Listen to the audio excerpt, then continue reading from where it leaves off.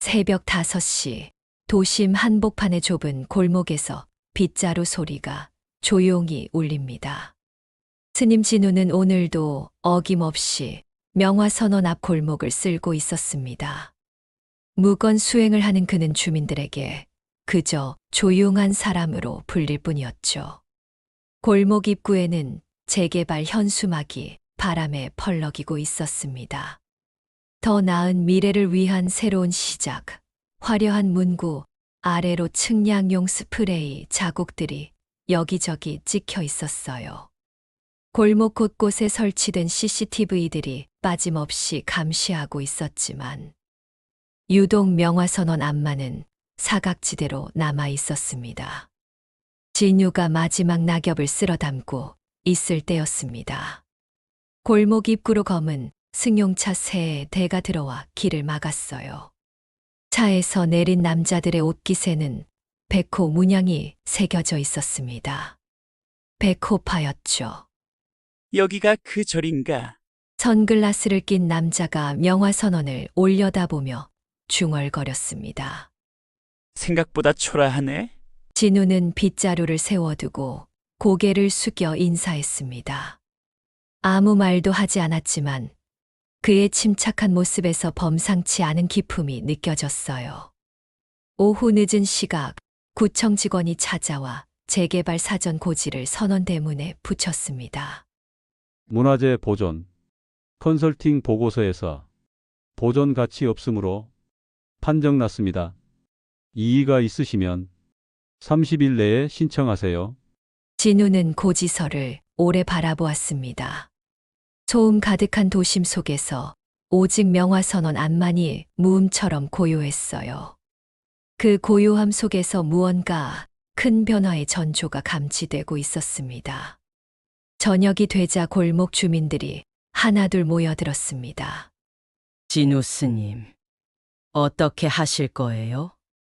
떡집 아주머니가 걱정스럽게 물었지만 진우는 여전히 묵묵히 고개만 끄덕였을 뿐이었습니다. 그날 밤 진우는 선언마당에 홀로 앉아 달을 바라보았습니다. 조용한 기록이 가장 큰 소리다.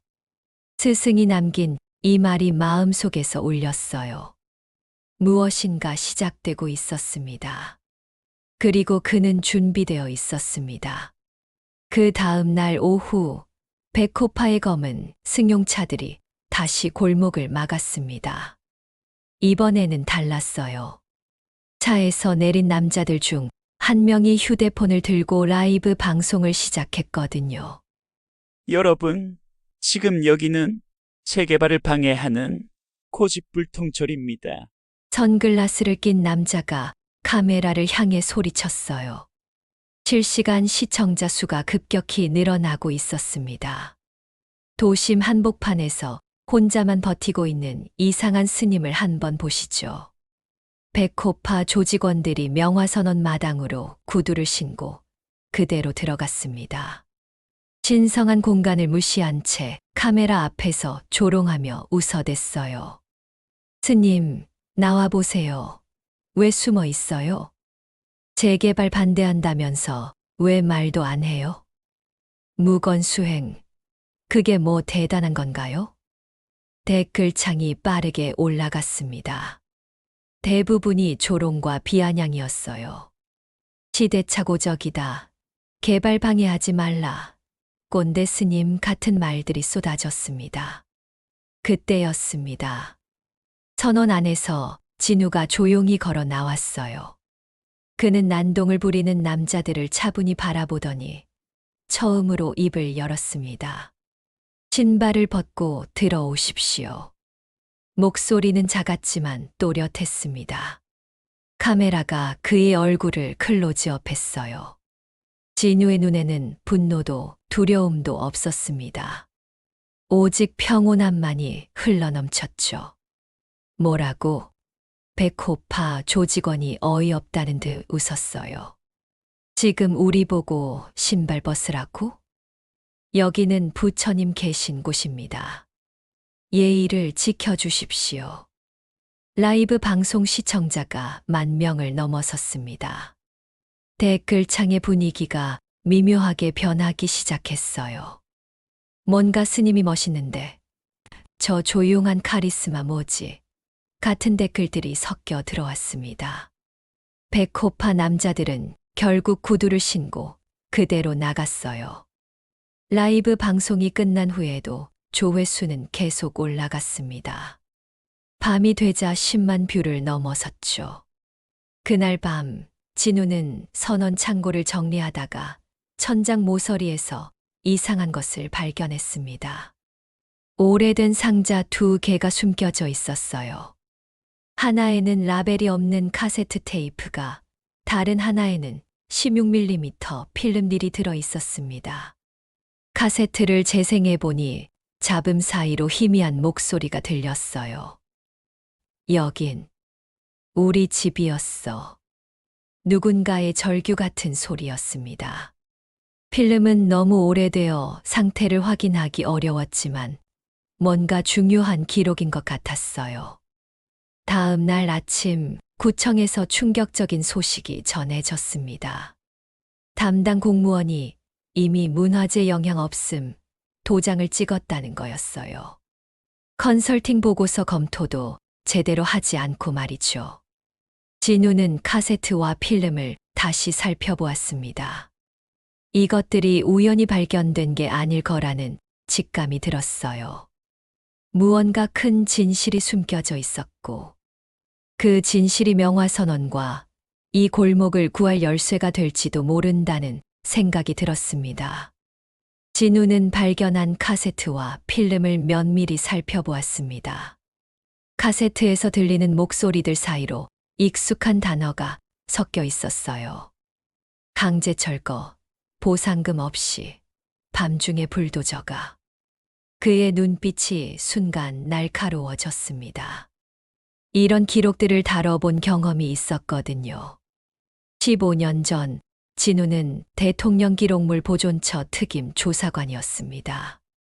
정부 기록물 위조 사건들을 추적하는 것이 그의 전문 분야였어요.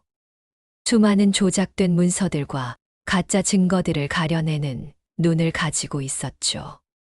다음 날 아침 진우는 구청에서 받은 컨설팅 보고서를 자세히 분석했습니다. 표지부터 이상했어요. 인쇄 품질이 일정하지 않았고 사진들의 해상도가 제각각이었습니다. 보고서 속 명화 선언 사진을 확대해서 보던 진우의 손이 멈췄어요.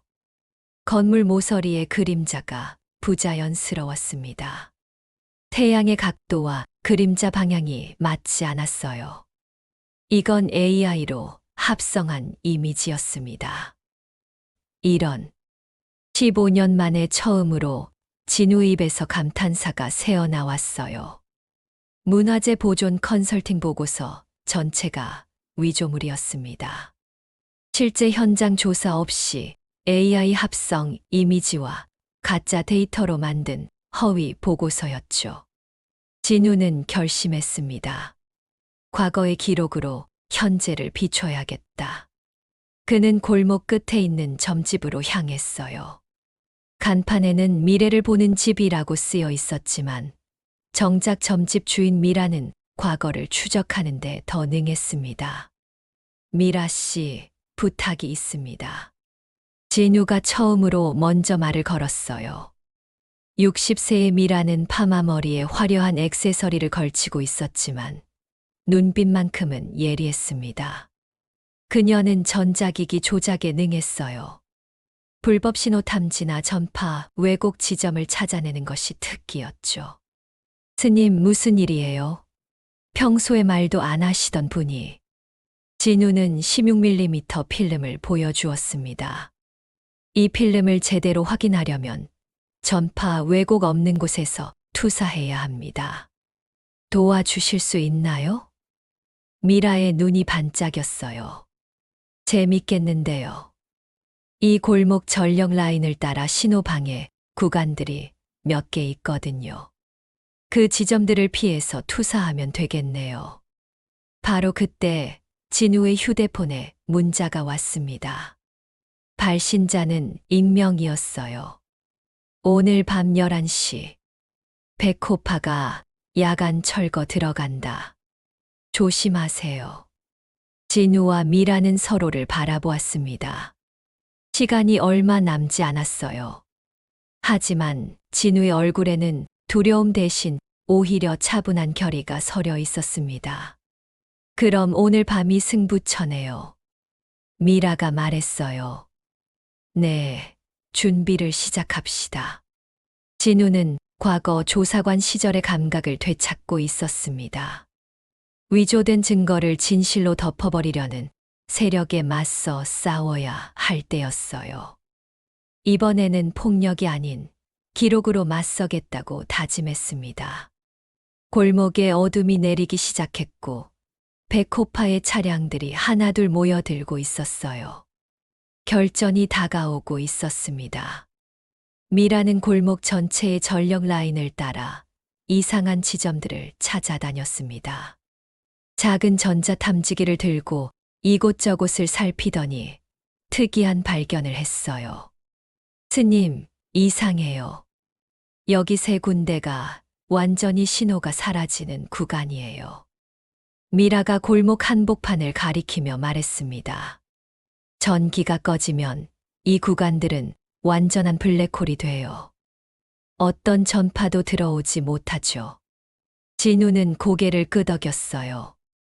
그럼 그 구간들을 역으로 이용할 수 있겠군요.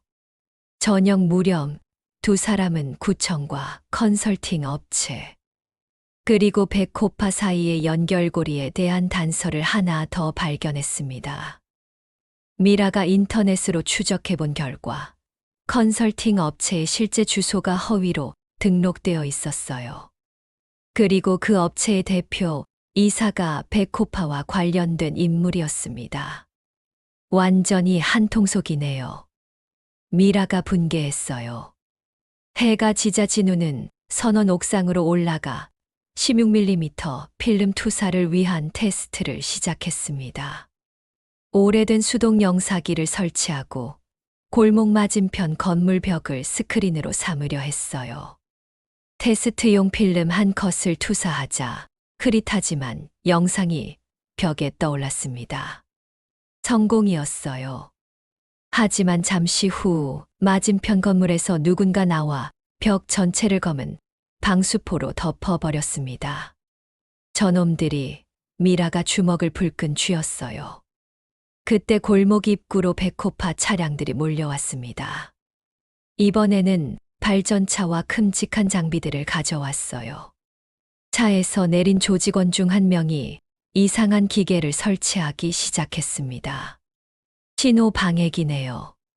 미라가 창문 틈으로 내다보며 중얼거렸어요. 저걸로 이 골목 전체 통신을 차단하려는 것 같아요. 진우는 침착하게 상황을 분석했습니다. 상대방이 본격적으로 준비하고 있다는 뜻이었어요. 단순한 협박이 아니라 아예 증거를 남기지 않고 철거를 강행할 작정이었습니다. 미라 씨, 혹시 휴대용 배터리로 영사기를 돌릴 수 있나요? 물론이죠. 수동 핸들도 있어요. 전기가 완전히 끊어져도 돌릴 수 있어요. 밤이 깊어지자 골목 가로등이 하나씩 꺼지기 시작했습니다. 백호파가 전력 공급을 차단하기 시작한 거였어요. 스파크가 튀는 전선 소리와 함께 골목 전체가 어둠에 잠겼습니다. 드디어 시작하는군요. 진우가 조용히 말했어요. 미라는 미리 준비해둔 휴대용 배터리들을 연결하기 시작했습니다. 스님, 걱정하지 마세요. 우리도 준비됐어요.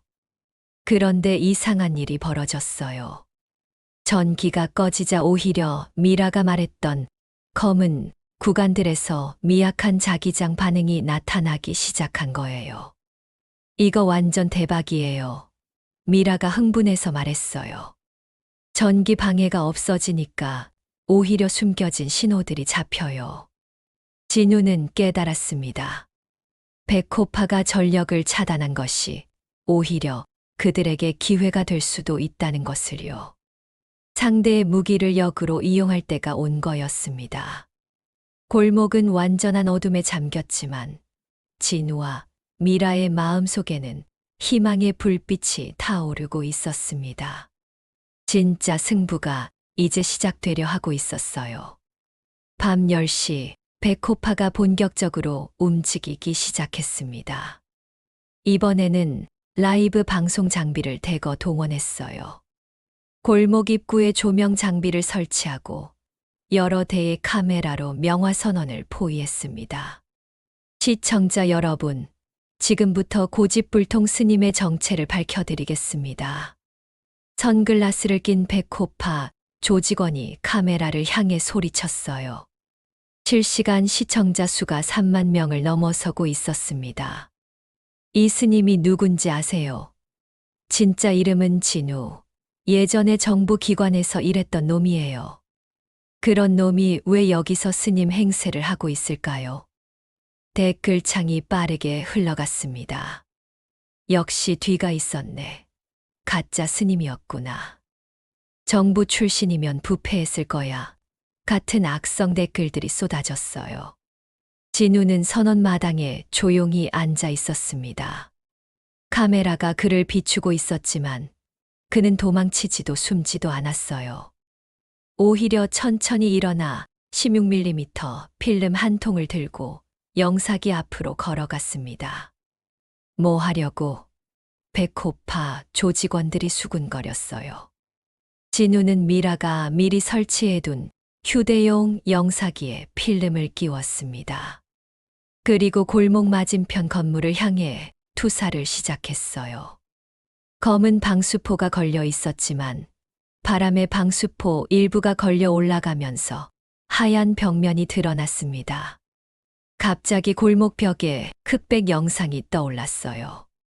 오래된 필름이었지만 선명했습니다. 한 중년 남성이 무너진 집터 앞에서 울고 있는 모습이었어요. 여긴 우리의 집이었어요.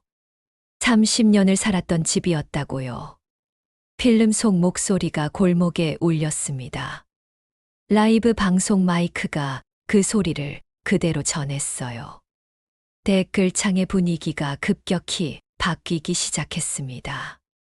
잠깐, 이거 뭐지? 이 할아버지 목소리. 왜 이렇게 슬프지? 혹시 예전에도 이런 일이 있었던 건가? 더 놀라운 것은 그 다음이었습니다. 과거 흑백 필름과 현재의 컬러 라이브 방송이 화면 속에서 겹쳐 보이기 시작한 거예요.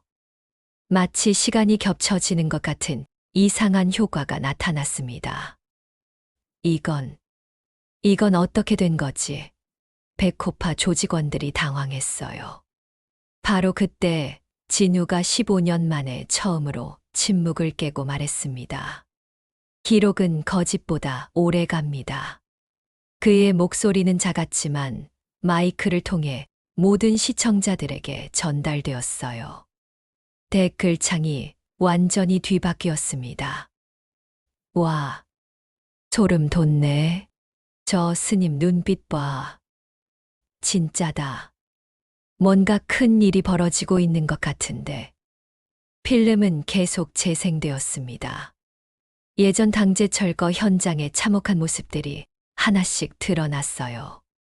보상금 없는 밤중 철거, 울부짖는 주민들, 무너지는 집들. 현재와 과거가 겹친 화면을 보던 시청자들이 깨닫기 시작했습니다. 지금 벌어지고 있는 일이 예전에도 똑같이 반복되었다는 것을요. 이거 똑같잖아? 지금 이 골목에서도 같은 일이 벌어지려는 거구나. 저 스님이 막으려는 거였어. 라이브 방송 시청자 수가 10만 명을 넘어섰습니다. 하지만 이제 댓글들은 백호파가 아닌 진우를 지지하고 있었어요. 백호파 조직원들은 완전히 당황했습니다. 상황이 완전히 뒤바뀌어 버린 거예요. 조롱하려던 스님이 오히려 영웅이 되어 가고 있었습니다. 이런 젠장. 선글라스 낀 조직원이 중얼거렸어요. 진우는 여전히 침착했습니다. 이제 진짜 승부가 시작될 때라는 걸 알고 있었거든요. 라이브 방송이 끝난 후 놀라운 일들이 연쇄적으로 벌어지기 시작했습니다. 시청자들이 자발적으로 움직이기 시작한 거예요. 다음 날 아침 명화선언 앞으로 사람들이 모여들었습니다. 시민 기자로 활동하는 대학생, 변호사, 그리고 골목 주민들이었어요. 그들은 각자의 휴대폰으로 상황을 기록하고 SNS를 통해 실시간으로 공유했습니다. 스님, 저희가 도와드리겠습니다. 변호사 출신 시민이 진우에게 말했어요. 어제 방송 보고 왔어요. 이건 명백한 불법이에요. 미라는 더욱 적극적으로 움직였습니다. 전력 차단에 대비해 대용량 휴대용 배터리를 여러 개 구해왔고, 수동으로 돌릴 수 있는 영사기 핸들까지 준비했어요. 스님, 이제 옥상에서만 투사하지 말고 다른 곳도 이용해봐요. 미라가 제안했습니다. 골목 입구, 선언마당, 이렇게 삼중으로 투사하면 어디를 막아도 다른 곳에서 계속 볼 수 있어요. 진우는 고개를 끄덕였어요. 좋은 생각입니다. 삼중 투사 동선을 짜봅시다. 오후 늦게 예상치 못한 방문자가 나타났습니다. 구청 직원 중 한 명이 조심스럽게 선원을 찾아온 거예요. 스님, 저는 구청에서 일하는 김 과장입니다. 중년 남성이 주변을 두리번거리며 말했어요. 어제 방송 보고 왔어요. 제가 도움을 드릴 수 있을 것 같아서요. 무슨 도움 말씀인가요? 컨설팅 보고서요. 그거 완전 가짜예요. 저희 내부에서도 이상하다고 생각했거든요. 원본 파일들이 어디 저장되어 있는지 알아냈어요. 김 과장은 작은 종이를 내밀었습니다. 여기 서버 주소와 폴더 경로 적어놨어요. PSD 파일이랑 AI 프롬프트 로그까지 다 남아있을 거예요. 진우의 눈빛이 반짝였어요. 결정적 증거를 잡을 기회였습니다. 하지만 조심하세요. 백호파가 오늘 밤 대규모로 움직인다는 소문이 있어요. 용역업체 직원들이랑 중장비까지 동원한다고 들었어요. 바로 그때 미라의 휴대폰에 긴급 문자가 도착했습니다. 밤 11시. 백호파 용역 100명 굴삭기 2대. 골목 전체 봉쇄 예정. 위험함. 대피 권고. 시민들의 표정이 굳어졌어요. 하지만 아무도 떠나려 하지 않았습니다. 우리가 함께 있으면 됩니다. 시민 기자 학생이 말했어요. 라이브로 계속 중계할 거예요. 전국이 지켜보고 있어요. 변호사도 동참했습니다. 법적 대응도 준비돼 있어요. 불법 행위는 즉시 신고하겠습니다. 골목 주민들도 하나둘 나와 함께 했어요. 떡집 아주머니, 세탁소 아저씨, 문방구 할머니까지 모두가 작은 등불을 하나씩 들고 나왔습니다. 스님, 우리가 증인이 되겠어요. 떡집 아주머니가 말했어요. 이 골목을 지키는 증인이 되겠다고요. 해가 지자 골목 전체가 작은 등불들로 가득 찼습니다.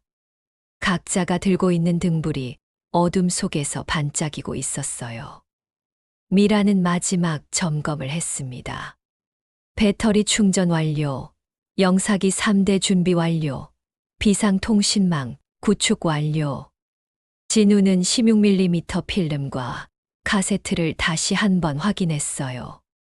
그리고 김 과장이 준 정보로 컨설팅 보고서의 원본 파일에 접근할 준비도 마쳤습니다. 모든 준비가 끝났습니다. 진우가 조용히 말했어요. 골목 입구에서 중장비 소리가 들려오기 시작했습니다.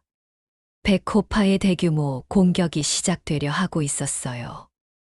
하지만 이번에는 진우 혼자가 아니었습니다. 수많은 시민들이 등불을 들고 함께 서 있었습니다. 결전의 밤이 드디어 시작되었습니다. 밤 11시 정각 골목 전체의 가로등이 일제히 꺼졌습니다. 백호파가 전력 공급을 완전 차단한 거였어요. 곧이어 강력한 신호 방해기가 가동되면서 모든 휴대폰 신호가 끊어졌습니다. 통신 두절, 시민 기자 학생이 외쳤어요. 하지만 미라는 이미 준비되어 있었습니다. 걱정 마세요. 로컬 메쉬 네트워크 가동. 그녀가 미리 설치해둔 소형 중계기들이 하나씩 켜지기 시작했어요. 신호 방해기가 막을 수 없는 근거리 무선 네트워크였습니다. 골목 안에서만 작동하지만 충분했어요. 이제 시작합니다. 진우가 첫 번째 영사기를 켰습니다. 16mm 필름이 돌아가면서 골목 입구 벽에 과거 강제철거 현장 영상이 투사되기 시작했어요.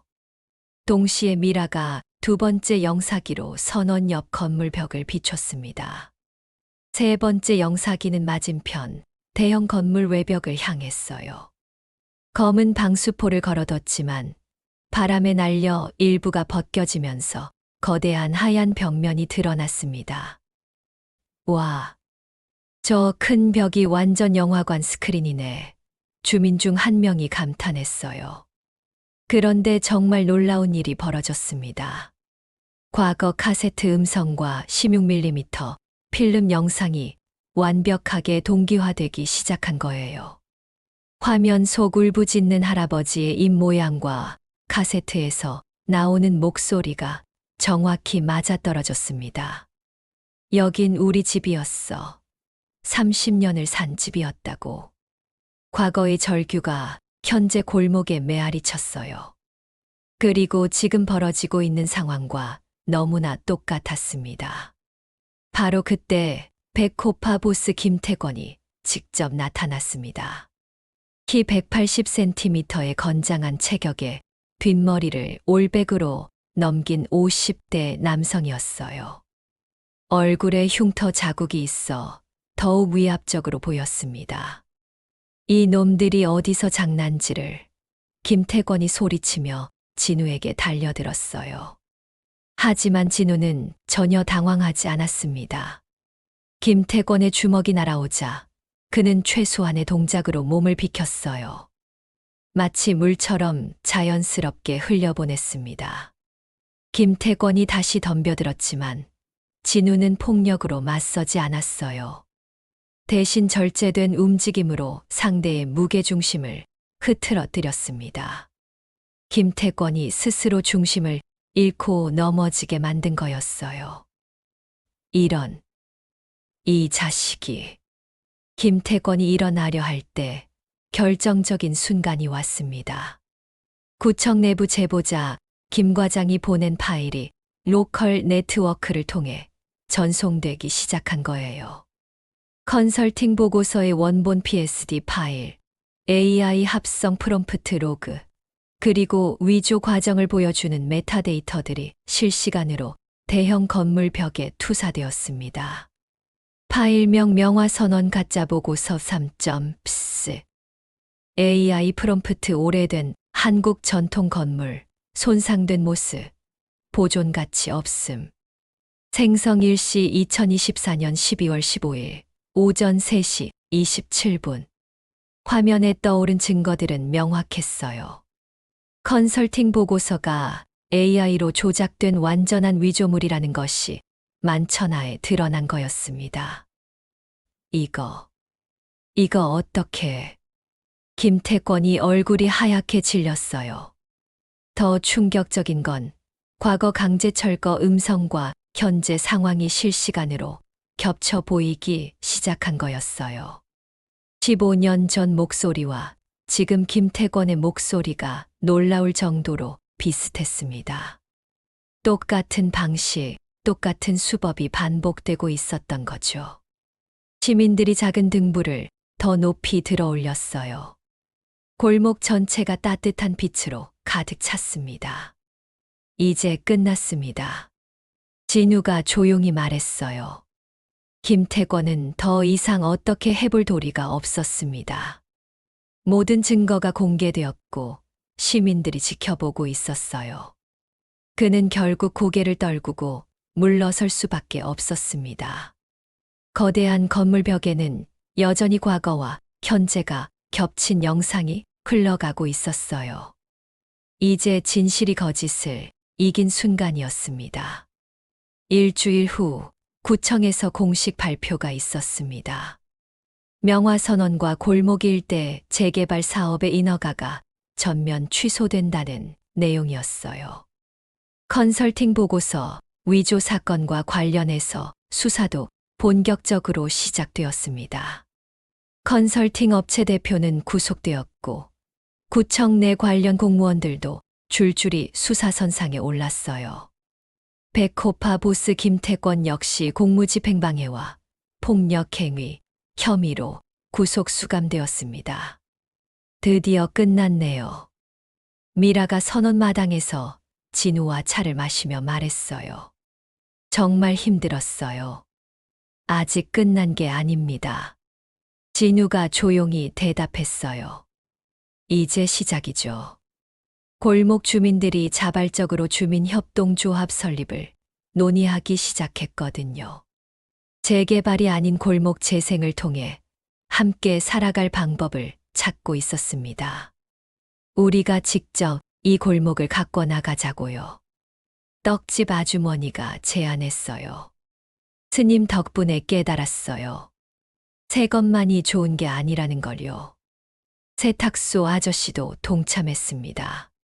예전 것과 새 것이 조화롭게 어울리는 골목을 만들어 봅시다. 며칠 후 명화선언 담장에 새로운 안내문이 걸렸어요. 진우가 직접 붓으로 쓴 것이었습니다. 조용한 기록이 가장 큰 소리다. 그 아래에는 작은 글씨로 이런 내용이 추가되어 있었어요. 이곳은 모든 사람에게 열려 있습니다. 과거의 기록을 보존하고 현재의 이야기를 만들어가는 곳입니다. 조용히 오셔서 조용히 쉬어가세요. 안내문 옆에는 16mm 필름 한 컷이 액자에 담겨 걸려 있었어요. 여긴 우리의 집이었어 라고 말하던 할아버지의 모습이었습니다. 이제는 슬픔이 아니라 희망의 상징이 되어 있었죠. 다음 날 새벽, 진우는 다시 빗자루를 들고 골목을 쓸기 시작했습니다. 평소와 다른 점이 하나 있었어요. 옆에서 동네 아이 하나가 작은 브러쉬를 들고 함께 쓸어주고 있었던 거예요. 스님, 저도 도와드릴게요. 7살쯤 된 아이가 열심히 낙엽을 모으고 있었어요. 고맙습니다. 진우가 아이에게 미소를 지어 보였어요. 오후에는 미라가 선언마당에 작은 등불 하나를 가져와 놓았습니다. 밤에도 꺼지지 않는 LED 등불이었어요. 이 등불은 항상 켜두세요. 미라가 말했어요. 어둠 속에서도 이 골목을 찾아올 수 있도록 말이에요. 좋은 생각입니다. 진우가 고개를 끄덕였어요. 저녁 무렵 골목으로 낯선 방문자들이 찾아오기 시작했어요. 진우의 이야기를 들은 다른 지역 주민들이었습니다. 그들 역시 비슷한 문제를 겪고 있다고 했어요. 저희 동네에서도 똑같은 일이 벌어지고 있어요. 도와주실 수 있나요? 진우는 조용히 고개를 끄덕였습니다. 침묵이 회피가 아니라 지켜내려는 의지라는 것을 이제 모든 사람이 알고 있었어요. 밤이 되자 골목은 다시 고요해졌습니다. 하지만 이제는 죽은 듯한 고요함이 아니었어요. 살아있는 고요함, 다음을 준비하는 고요함이었습니다. 미라가 놓고 간 작은 등불이 마당 한 구석에서 따뜻하게 빛나고 있었어요. 그 빛은 작았지만 꺼지지 않았습니다. 마치 진우의 마음처럼 말이에요. 명화선언의 이야기는 끝났지만 진우의 이야기는 계속될 것이었습니다. 조용한 기록으로 큰 소리를 내며 더 많은 사람들과 함께 말이에요.